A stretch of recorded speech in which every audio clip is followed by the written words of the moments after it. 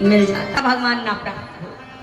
वो निश्चित प्राप्त होगा, पर अपने लक्ष्य पर पहले आपको अडिग रहना होगा, शबरी माँ की तरह, तभी जीवन में कुछ होना है, वरना कोई बात बनने वाली नहीं है, चाहे कितने भी यत्न करें। शबरी माँ से आज्ञा लेकर के शबरी मैया ने कहा है, पंपा सरही जाहु रघुराई ता होई है सुग्रीव मिताई। आप पंपा सरोवर की ओर जाइए, वहां पर आपकी सुग्रीव जी से मित्रता होगी। ये बात कौन कह रहा है? शबरी मैया। आप वो लोग कछु सुनते हैं कि हम खाली बड़बड़ा के ही चले जाते हैं पूरे टाइम? हाँ, सुनते हैं ना, तो कहाँ ही सुनही अनुमोदन करें। अगर सुना जाए तो उसमें हूँ हाँ कछु बोलना भी चाहिए, ताकि सामने वाले को पता पड़े जनता कछु सुन भी रही है। रघुनाथ जी अगर किसी का दिया हुआ मार्ग स्वीकार कर रहे हैं तो शबरी मैया के मार्ग पर चल रहे हैं रघुनाथ जी। जीवन में रास्ता बताने वालों की कमी नहीं है, पर किस रास्ते पर चल के जाना है इस बात का विवेक आपके पास भी होना चाहिए कि हम सलाह पूछ किससे रहे हैं, हम रास्ता पूछ किससे रहे हैं। रघुनाथ जी किससे रास्ता पूछ रहे हैं? भरद्वाज जी से पूछा था, फिर वाल्मीकि जी से पूछा मैं कहाँ रहूं। अब शबरी मैया ने बताया कि आप जाइए पंपा सरोवर की ओर। संतों का, भक्तों का बताया गया मार्ग ही आपको सही मार्ग या भगवान तक जोड़ सकता है। संसारी व्यक्ति केवल संसार तक का ही रास्ता बताएगा, वो आपको भगवान के ओर जाने का रास्ता नहीं बताएगा। जब वो खुद नहीं गया तो आपको ही क्या बताएगा? शबरी मैया के कथनानुसार रघुनाथ जी आगे बढ़े, अरण्य कांड का विश्राम भया, श्री किष्किंधा कांड में प्रवेश भया। यहाँ की लीला का आरंभ गोस्वामी जी कह रहे हैं, आगे चले बहुरी रघुराया, ऋषिमुख पर्वत नियराया। आगे चले बहुरी रघुराया, ऋषिमुख पर्वत नियराया। तहाँ रह सचिव सहित सुग्रीवा, सचिव सहित सुग्रीवा। आवत देखि अतुल बल सेवा। आवत देखि अतुल बल सेवा। आवत देखि अतुल बल सेवा।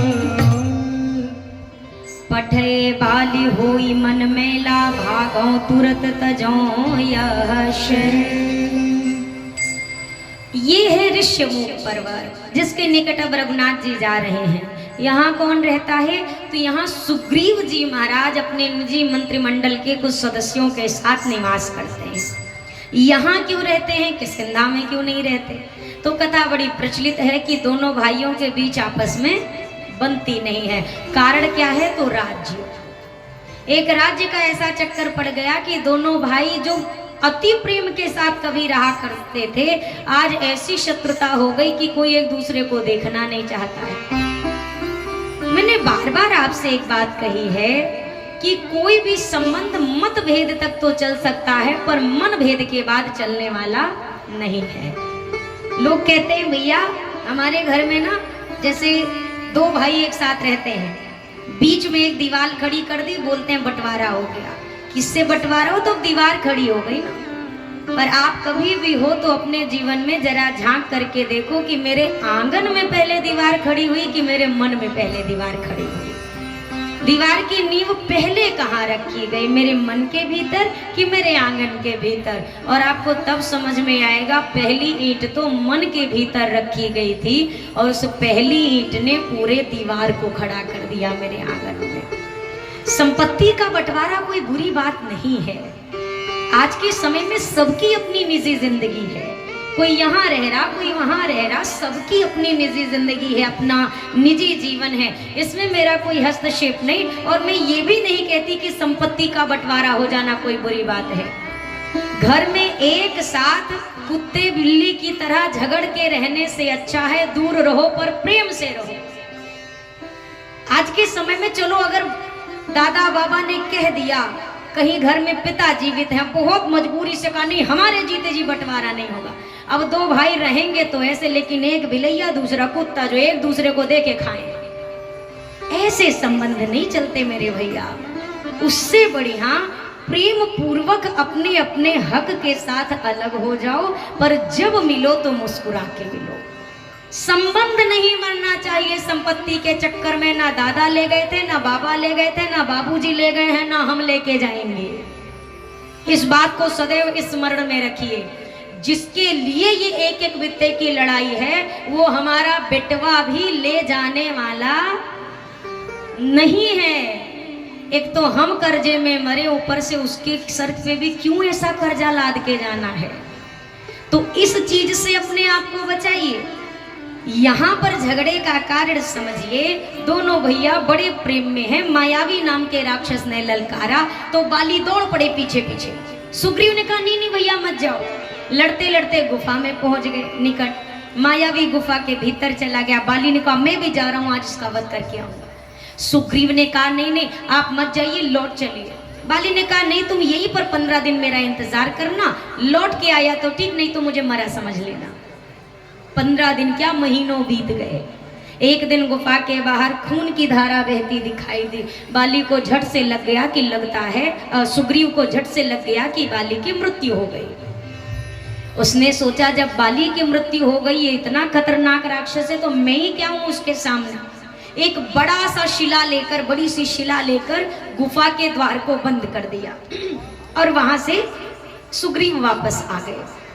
वापस आए, मंत्रिमंडल को बताया भैया की तो मृत्यु हो गई, भैया नहीं आएंगे अब तो।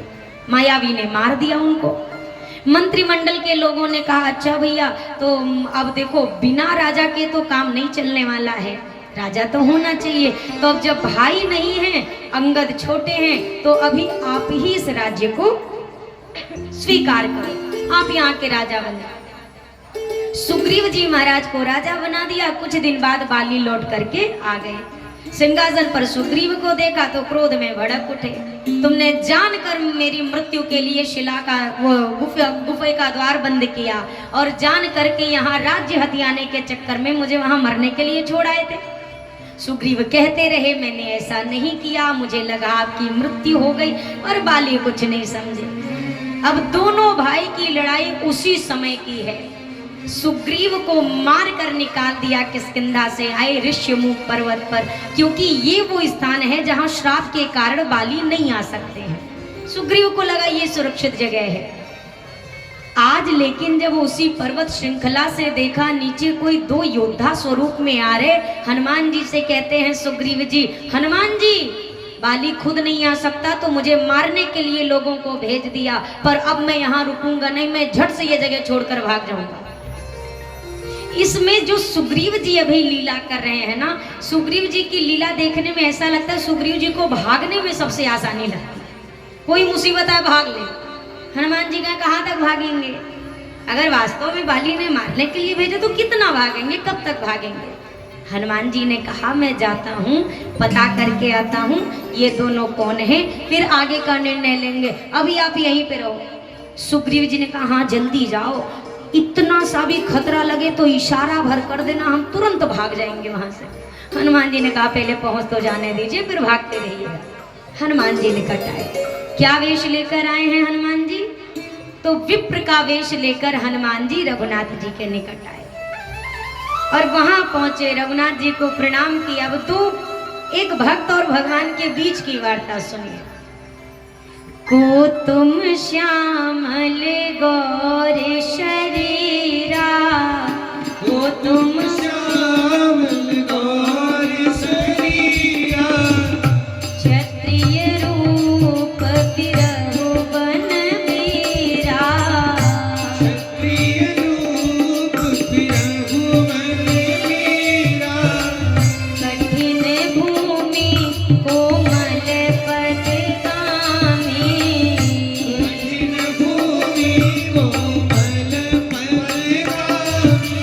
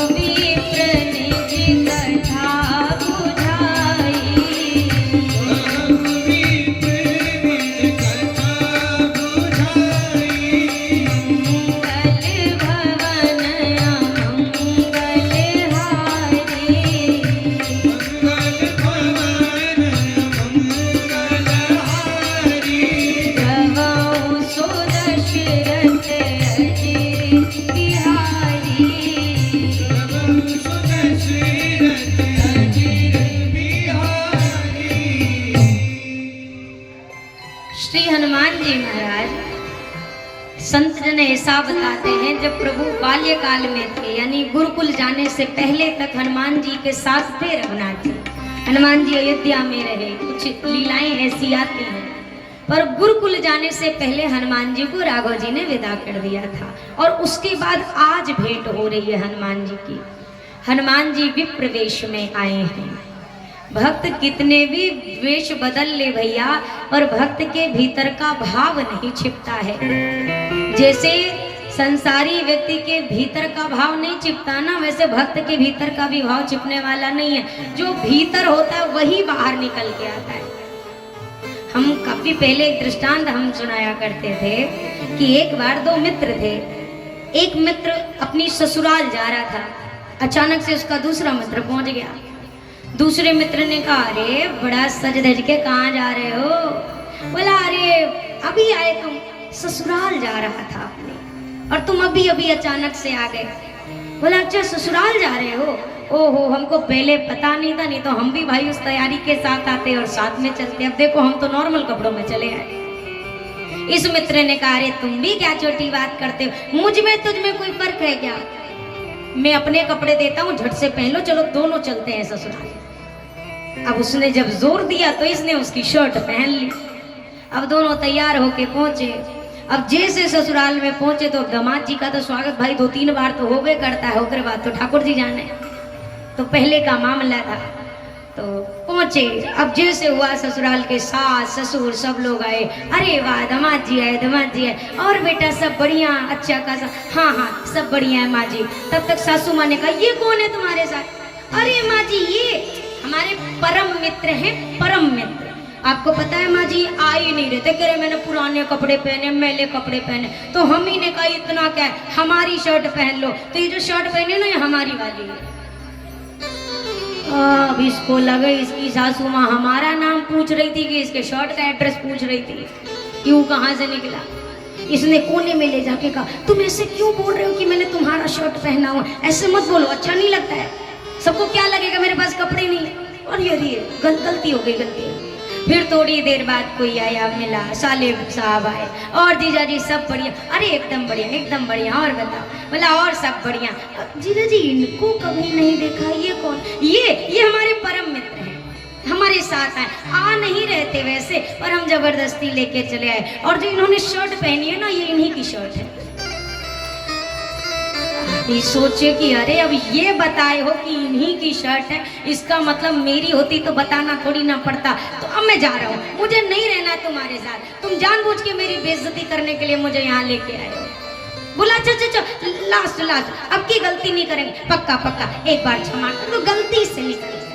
अब रात का भोजन भैया, गांव के बड़े बूढ़े आए कि दामाद जी आए हैं, चलो मिल लेते हैं। अब आए और बेटा सब, अरे बाबूजी सब एकदम बढ़िया, सब कृपा।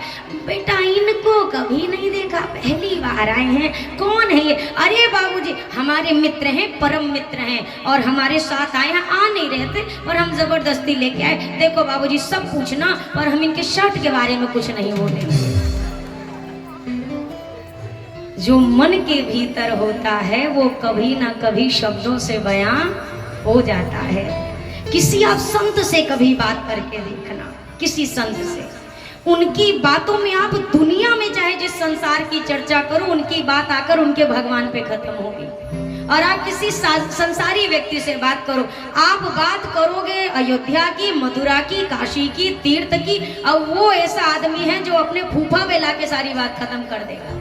वो अपने इस संसार में ही आपको लपेट देगा, उसके बाहर उसकी दुनिया है ही नहीं।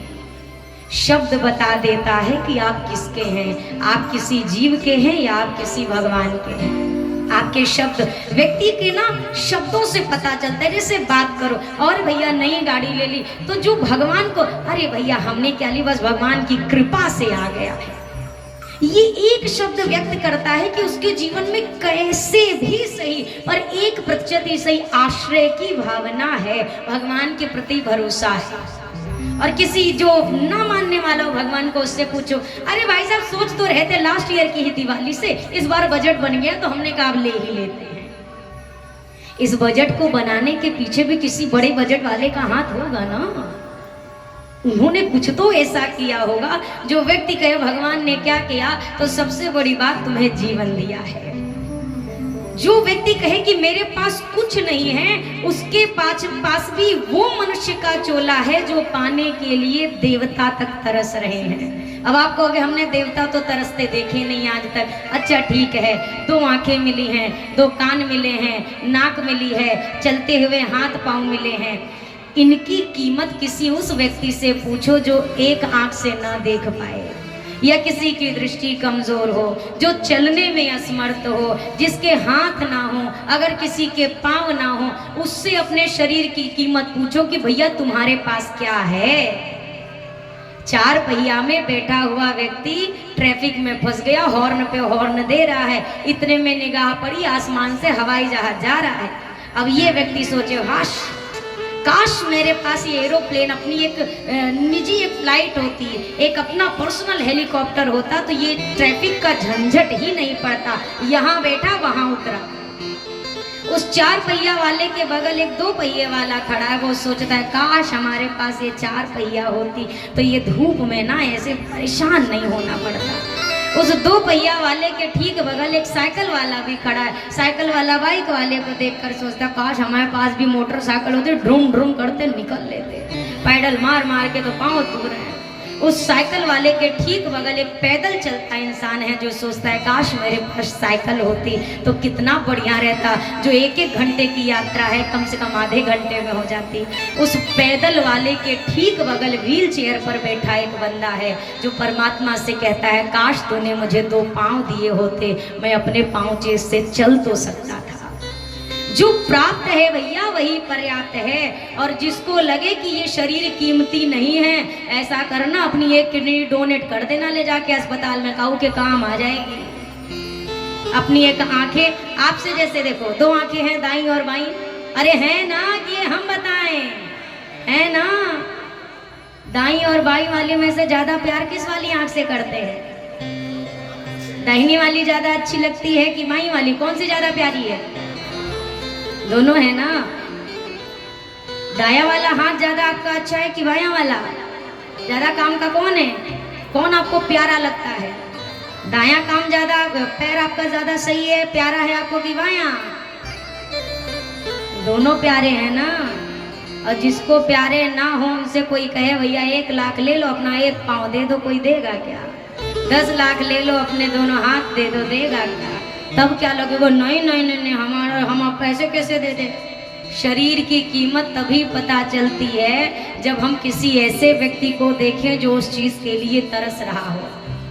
अभी तो फिलहाल बस इतना ही भगवान से कह लो ठाकुर जी देखो दया भगवान की चाहिए ना, दया चाहिए कि नहीं चाहिए? चाहिए। दया का उल्टा करो, जोर से बोलियो। क्या हो रहा है? याद हो रहा है ना। आप याद करना शुरू करो, वो दया करना शुरू करेगा। जब तक याद नहीं करेंगे तब तक दया होने वाली नहीं है। उन्ने नन को नैनन को नाही कसूर, याद तेरी आवे रे सांवरिया। बीच में मुँह बोलना ना पड़े ताली बजाने के लिए। आज आखिरी दिन है हमारा आपका, मतलब ये मिलने वाला कथा का नहीं। आप लोग तो सीरियस हो जाते हैं यार, जरा सी बात।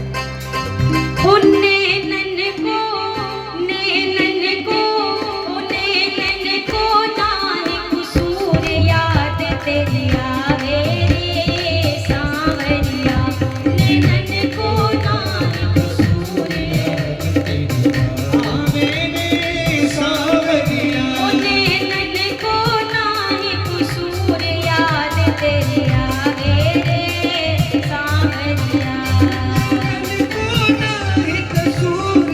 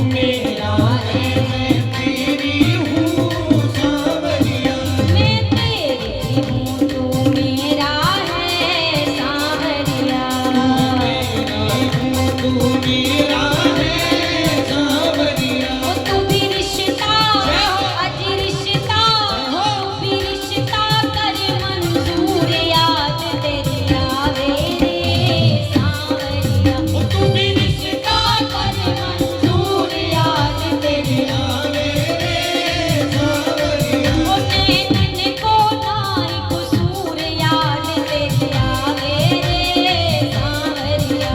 नैनन को नाई कसूर, याद तेरी आवे रे सांवरिया। नैनन को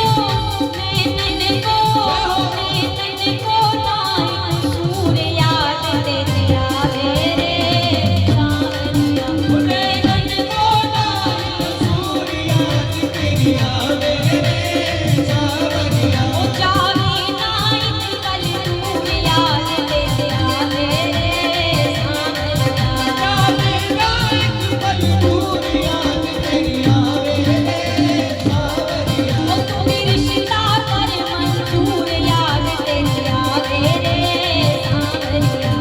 रिश्ता कर मंजूर, याद तेरी आवे रे सांवरिया। तू भी रिश्ता कर मंजूर, याद तेरी आवे रे सांवरिया। तू मेरा है मैं तेरी हूँ सांवरिया। अरे आप बहू बोलिए। तू मेरा है मैं तेरी हूँ, तू मेरा है। बड़ी आफत है भाई, एक ही शब्दवा बोलने में तो उम्र पार हो गई, आज तक बोल ही नहीं पाए। अगर इनको बोल दिया कि आप मेरे हो और मैं तुम्हारी हूं, तो खानदान वालों को क्या ही बोलेंगे फिर घर वालों का क्या होगा। यही सोच के तो आदमी कभी बोल ही नहीं पाया कि आप हमारे हैं प्रभु और हम आपके हैं। ये जिस दिन अपने बन गए ना भैया, जैसे कोई पिता है तो पिता की बनाई हुई हर एक चीज पर उसकी संतान का अधिकार है कि नहीं है। बाबूजी ने जो दुकान बनाया, जो मकान बनाया, जो खेत खलिहान बनाए, वो अपने आप बेटे के अधिकार में आ जाएंगे कि नहीं आएंगे। अगर बेटा लायक रहा तो बाबूजी जरूर अपनी सारी चीजों का मालिक उसको बना देंगे, और नालायक निकल जाए तो कहेंगे भैया ऐसे बढ़िया दान दे दे, कम से कम बुढ़ापे का गुजारा हो जाए, पर इसको देने का कोई लाभ। जिस प्रकार अगर पिता के लिए हम अच्छे आचरण में रहें तो पिता के बनाई हर वस्तु पर अपना अधिकार होता है, उसी प्रकार मेरे भैया भगवान के बन जाओ तो भगवान की बनी हुई बनाई हुई हर एक चीज पर हमारा अधिकार है।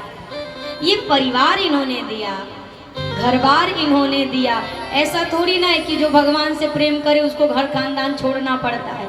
ऐसा होता तो हमको तो फिर 12-13 साल पहले ही सब छोड़ देना पड़ा होता, सब छूट गया होता। आज तक तो कुछ नहीं छूटा, क्योंकि रघुनाथ जी उनसे प्रेम करने का तात्पर्य है कि उनको अपने जीवन का अभिन्न अंग मांग के रखो, बाकी जीवन जो चला रहे हो अपना चलाते रहो। क्या ही मतलब। हनुमान जी आकर प्रश्न करते हैं, को तुम श्यामल गौरे शरीरा। आप श्याम और गौर वर्ण के कौन हैं? आपका जो रूप है क्षत्रियों के समान है, आपके आयुध आपके क्षत्रिय होने की ओर संकेत करते हैं, पर ये जो वल्कल है मानो कहते हैं नहीं नहीं आप कोई वनवासी हैं, कोई मुनि हैं, आप वास्तव में कौन हैं? ये कठिन भूमि कोमल पदगामी, ये धरती कठिन है, आपके चरण बड़े कोमल हैं, नंगे पांव इस धरती पर क्यों यात्रा कर रहे हैं? आने का क्या कारण है जरा बताइए तो सही, क्यों जंगल में विचरण कर रहे हैं आप? इतना सुनते ही हनुमान जी को तो राम जी पहचान ही चुके हैं। ऐसा थोड़ी ना कि ठाकुर जी जब सती जी भी वेश बना के आई थी तो रघुनाथ जी पहचान चुके थे, पर तब तक खेल खिलाते हैं जब तक भक्त खेल खेलना चाहे। जैसे घर के भीतर भी अगर 2-3 साल का 4 साल का बच्चा हो और अपने पिताजी से कहे चलो पापा आज लुका छुपी खेलते हैं, पिता मना थोड़ी ना करता है, तो बच्चे से कहता है अच्छा ठीक है पहले तुम जाओ छुपो हम ढूंढेंगे। और बच्चा कहाँ छुपता है? पापा जी के सामने जाके सोफा के पीछे लेट जाएगा, दोनों टांगे सोफा के बाहर है, खाली धड़ब अंदर है, और वहीं से कहता है ढूंढो। अब बाबूजी वहीं से 5 चक्कर काटते हैं, दोनों टांगे बराबर दिखाई दे रही हैं पर जल्दी ढूंढते नहीं है। वहीं से घूम के आएंगे, कहेंगे यहाँ भी नहीं है, दूसरे कमरे में चले जाएंगे, अरे यहाँ भी नहीं है, फिर काफी देर के बाद आके कहेंगे अच्छा यहाँ है। दोनों टांगे पहली बारी से ही दिखाई दे रही हैं, पर अगर बच्चे